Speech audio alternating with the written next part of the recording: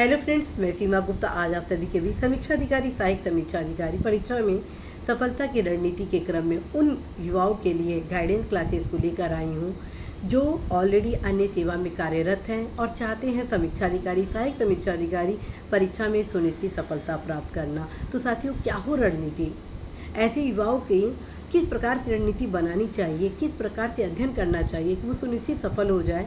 तो आज इसी क्रम में क्लासेस लाया गया, लेकिन ये क्लास मैं उन तमाम युवाओं से चर्चा के क्रम में आप सभी के बीच ला रही हूँ जो ऑलरेडी अन्य सेवा में कार्यरत थे और एक सुनिश्चित स्ट्रेटजी को फॉलो करते हुए इस परीक्षा में न सिर्फ सफल हुए बल्कि बेहतर रैंक को भी अचीव किए। तो साथियों, जैसे मान लीजिए आपका जो सेवा का समय है सुबह 9 बजे से लेकर शाम 5 बजे तक, तो क्या हो आपकी रणनीति, कैसे आप तैयारी करें कि आप सफल हो जाए। ये मान के चलिए, यदि आपका जो सेवा का काल है 9 से 5 बजे, तो अमूमन हर जगह लगभग एक दिन का अवकाश होता है और बहुत जगह 2 दिन का अवकाश होता है। जैसे उत्तर प्रदेश सचिवालय में 2 दिवसीय अवकाश है, शनिवार और रविवार।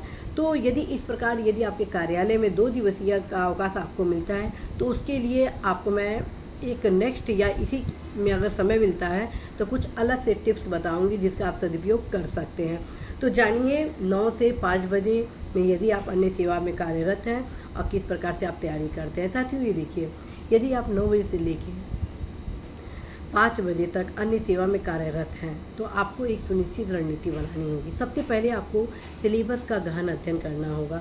जब आप सिलेबस का अध्ययन कर लेते हैं तो आपको पता चल जाता है इस एग्ज़ाम के प्रारंभिक परीक्षा में 2 प्रश्न पूछे जाते हैं, मुख्य परीक्षा में 3 प्रश्न पूछे जाते हैं। प्रारंभिक परीक्षा और मुख्य परीक्षा में बहुत ज़्यादा अंतर नहीं होता है, बस एक अंतर होता है कि मुख्य परीक्षा में एक निबंध का एक एक्स्ट्रा पेपर पूछा जाता है जिसमें 3 निबंध पूछे जाते हैं और हिंदी का जो द्वितीय प्रश्न पत्र होता है उसमें लेटर राइटिंग, मुहावरा, लोकति और कुछ शब्दावली आदि कुछ टॉपिक एक्स्ट्रा पूछे जाते हैं। लेकिन जो सामान्य अध्ययन होता है वो एज इट इज़ फॉर्म में पूछे जाते हैं। अर्थात जो सबसे लेंदी आपके सिलेबस का हिस्सा है वो समान है, प्रारंभिक का भी और मुख्य का भी। तो जब भी आप प्रारंभिक परीक्षा की तैयारी करें तो ये सोच के, ये दृढ़ इच्छा शक्ति के साथ तैयारी करें कि आगे आपको 100% सफल होना ही होना है। तत्क्रम में जब आप मुख्य परीक्षा में पार्टिसिपेट करेंगे, बैठेंगे, एग्ज़ाम दे रहे होंगे तो एक एक नंबर की आपको आवश्यकता होगी। उसका कारण क्या है, जब आप अच्छा न सिर्फ सफल होते हैं बल्कि बेहतर रैंक लाते हैं तो प्रमोशन का जो चरण होता है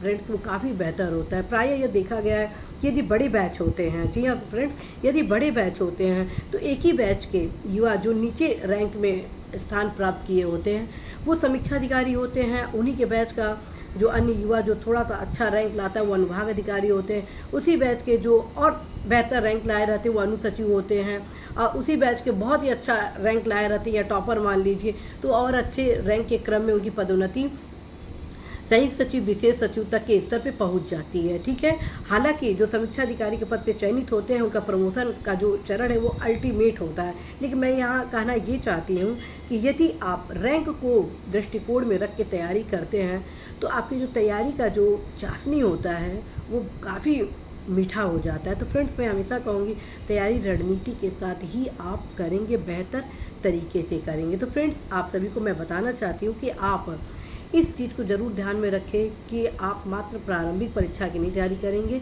बल्कि साथ में मुख्य परीक्षा की भी तैयारी करेंगे, बशर्ते निबंध की तैयारी थोड़ा बाद में करेंगे। ठीक है, और निबंध की बाद में क्या, बल्कि अगर आप चाहे तो मासिक हर महीने 1 से 2 निबंध की तैयारी कर सकते हो। उसके लिए मैं स्पेशल आपको क्लासेस उपलब्ध कराऊंगी जो अन्य सेवा में हैं उनके लिए। तो अब आप जानिए कि आपकी स्ट्रेटजी क्या हो। सबसे पहले आप सिलेबस का अध्ययन कर लिए। आप सिलेबस पे देख लिए कि सामान्य अध्ययन का बहुत ही लेंदी सिलेबस है। उसका कारण है सामान्य अध्ययन में आपका हिस्ट्री है, ज्योग्राफी है, पॉलिटी है, इकोनॉमी, एग्रीकल्चर है, इन्वायरमेंट है, करेंट अफेयर्स है, एज वेल एज रीजनिंग है। साथ ही आपका नगरीकरण हो गया, जनगणना हो गया और भी कुछ छोटे मोटे जैसे सामान्य ज्ञान के हो गए। तो इस प्रकार से अच्छे खासे सब्जेक्ट आपके ये सामान्य अध्ययन में शामिल किया गया। हर एक सब्जेक्ट की जो क्वेश्चन होते हैं वो काफ़ी बेहतर और बहुत ही मतलब कि अगर उसे आसान न कहा जाए तो इस प्रकार के होते हैं कि कॉम्पिटिटिव एग्ज़ाम के लिए काफ़ी मतलब कि क्वालिटी बेस होते हैं। तो उसके लिए तैयारी के लिए आपको गहन अध्ययन करने की आवश्यकता होगी। तो फ्रेंड्स, आप सभी क्या करें कि कम से कम प्रातःकाल 2 घंटा, जी हाँ, प्रातःकाल यदि आप 5 बजे उठते हैं तो 5 से 7, या तो आप क्या करें कि 5 से 7 जीएस का एक महत्वपूर्ण पार्ट जो है उसको तैयार कर लीजिए। ठीक है, जीएस के एक महत्वपूर्ण पार्ट, जैसे 2 सब्जेक्ट को ले लीजिए, हिस्ट्री और आप साइंस को कवर करिए 5 से 7। और 7 से आप क्या करिए, 7 से लगभग 8:30 या 9, 8:30 तक, सॉरी 7 से 7:30 तक आप क्या करिए कि जो सामान्य ज्ञान होता है लूसेंट का, उसका अध्ययन करेंगे। फिर से सुनिए, सुबह आपको 3 सब्जेक्ट पे कवर करना है। कौन कौन सा? हिस्ट्री, साइंस और जीके। जीके के लिए आप कितना घंटा दे रहे हैं? आधा घंटा दे रहे हैं। 1 घंटा हिस्ट्री को दे रहे हैं, 1 घंटा साइंस को दे रहे हैं। पहले इस क्रम को आरंभ करें। ठीक है, अब हम आते हैं आपके 5 बजे के बाद के शेड्यूल के। 5 बजे के बाद जब आते हैं घर, तो ये मान के चलिए 1 घंटा तो हो ही जाता है 6 बजे तक। और फिर 6 बजे के बाद आप चाय पानी पीते हैं, थोड़ा रेस्ट मोड लेते हैं, तो 7 बजे तक, यानी 5 से 7 बजे तक आप अपना जो निजी कार्य है उसके लिए निकालिए। फिर 7 बजे से लेके आपको प्रत्येक दशा में 7 से 9 बजे तक फिर यहाँ 2 घंटा प्रीवियस ईयर के जो क्वेश्चन पेपर है उसको लगाइए। जी हाँ फ्रेंड्स, नियमित रूप से 2 घंटा आपको प्रीवियस ईयर के पेपर को लगाना ही लगाना।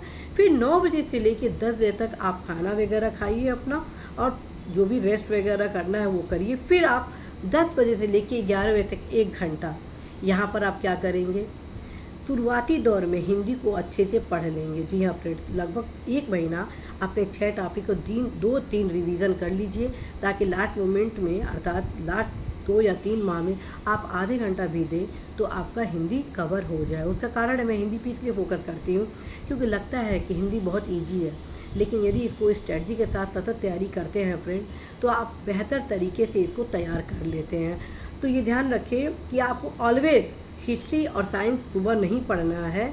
जी हाँ, ऑलवेज हिस्ट्री और साइंस नहीं पढ़ना है। जैसे हिस्ट्री ख़त्म होता है उसके बाद आप क्या इसको रख देंगे वहाँ पे इकोनॉमिक्स। जैसे साइंस ख़त्म होता है उसके जगह पे आप रख लेंगे पॉलिटी। ठीक है, अब बचा अन्य आपके जीएस के पोर्शन, छोटे छोटे जो सब्जेक्ट आपके बच जाते हैं, तो उसको आप क्या करेंगे, जब अवकाश मिलता है, गस्टेड अवकाश होता है, गस्टेड हॉलीडे आपको जो मिलती है, तो उसमें आप लक्ष्य बनाइए कि आज आप प्रत्येक दशा में पॉलिटी को टोटल पढ़ लेंगे। जी हाँ, पॉलिटी को टोटल पढ़ लेंगे। बेयर एक्ट जो होता है कॉन्स्टिट्यूशन ऑफ इंडिया, उसको आप टोटल पढ़ लेंगे। इसी प्रकार से अन्य अवकाश में आप लक्ष्य बनाइए कि आज मैं प्रत्येक दशा में सेंसस को कंप्लीट कर लूँगा। जो अन्य आपका अवकाश आपको मिले, जो कि डेफिनेटली है मंथ में आराम से मिल जाता है। ठीक है, तो आप इसी प्रकार जो छोटे छोटे सब्जेक्ट अवकाश के दिन, पूरे दिन, अर्थात उस दिन कहीं आपको जाना नहीं है, बल्कि आप टोटल उस दिन अपने एक छोटे छोटे सब्जेक्ट को कवर करेंगे। छोटे छोटे सब्जेक्ट का क्या तात्पर्य?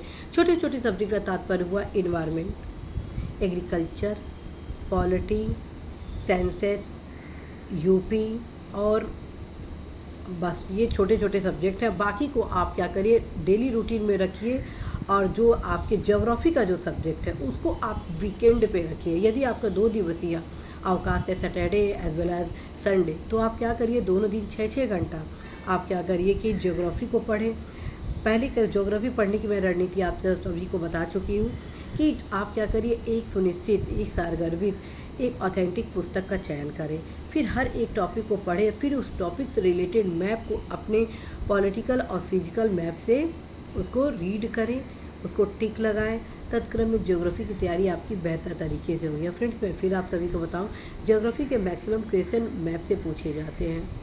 ठीक, तो किताब मैं इसलिए आपको बता रही हूँ ताकि आप किताब से फैक्ट को जान सकें कि ये कहाँ है, क्योंकि आप मैप को देखेंगे तो आपको बस सिंपल कुछ लोकेशन दिख जाएंगे, पॉलिटिकल में बस जिले वगैरह दिखेंगे, कुछ महत्वपूर्ण लोकेशन सिचुएटेड दिखेगा। बहुत होगा तो आप बॉर्डर की लाइन देख लेंगे कि इस स्टेट से यहाँ यहाँ लग रहा है। लेकिन जब आप एक टॉपिक वाइज अध्ययन करते, जैसे मान लीजिए आप उद्योग पढ़ रहे हैं, तो आपको पता चलता है कि औद्योगिक नगर कौन कौन से हैं। ठीक है, जब आप औद्योगिक नगर को देखते हैं तो फिर तुरंत आप उसी समय मैप में उस औद्योगिक नगर को आप क्या करिए, बोल्ड कर दीजिए। जी हाँ फ्रेंड्स, औद्योगिक नगर को बोल्ड कर दीजिए। इससे क्या होगा, जब क्वेश्चन यूपी आरओ में पूछा जाता है तो उसमें कई बार मिलान वाले क्वेश्चन आ जाते हैं, औद्योगिक नगरी, धार्मिक नगरी या लौ उत्पादन क्षेत्र। तो ये चीज़ आपको इस टिप्स पे पता चलेगा। जैसे मानिए लौह उत्पादन क्षेत्र से संबंधित टॉपिक आप पढ़ रहे हैं, तो कौन कौन से लौह उत्पादन क्षेत्र है भारत में और विश्व में, उन सभी को आप अपने मैप में न सिर्फ टिक करिए बल्कि वहाँ पे लिख भी दीजिए अपने हाथ से कि यहाँ यहाँ लौह उत्पादन ये क्षेत्र है। तत्कर में फ्रेंड्स ये सारी चीज़ जो लोकेशन है, लोकेशन के साथ साथ आपके जो फैक्ट है वो भी तैयार हो जाते हैं। यही एक अच्छी रणनीति होती है कि आप पहले क्लियर हो कि आपका क्या टाइम टेबल हो, क्या स्ट्रेटजी हो, और उसी क्रम में जब वीकेंड पे आपको करेंट अफेयर 4 से 5 घंटा डेली मतलब पढ़ना है। डेली का मतलब वीकेंड पर सैटरडे या संडे। यदि आपका 2 दिवसीय है तो सैटरडे संडे करेंगे, और यदि 1 दिवसीय है तो 1 दिवस में करेंगे। लेकिन मैं यहाँ फिर बताऊँ कि आपको घटना चक्र का पूर्वावलोकन नियमित रूप से 2 घंटा देना ही देना है। घटना चक्र का पूर्वावलोकन आप सभी को इसलिए मेरे द्वारा बताया जाता है ताकि आप परीक्षा से संबंधित जो पैटर्न है, क्वेश्चन किस प्रकार से पूछे जा रहे हैं, किस क्वेश्चन को कैसे रिपीट करने के क्रम में क्या उसमें बदलाव किया जा रहा है, एक ही क्वेश्चन को कई रूप से कैसे पूछा जा रहा है, इन सभी चीज़ों को बता दिया जाता है। तो फ्रेंड्स आप सभी को यही कहना है कि आप सभी अवश्य इस रणनीति को फॉलो करें, और आप सभी को यह भी बताना है कि आप सभी दृढ़ इच्छा शक्ति जो कि आपके भीतर मौजूद है उसको पहचानिए। आप अवश्य ही सफल हो जाएंगे, और नेक्स्ट क्लासेस में अन्य जो महत्वपूर्ण रणनीति है वो आप सभी को मेरे द्वारा बताई जाएगी। निश्चित रूप से फ्रेंड्स आप सभी सफल होंगे। All the best.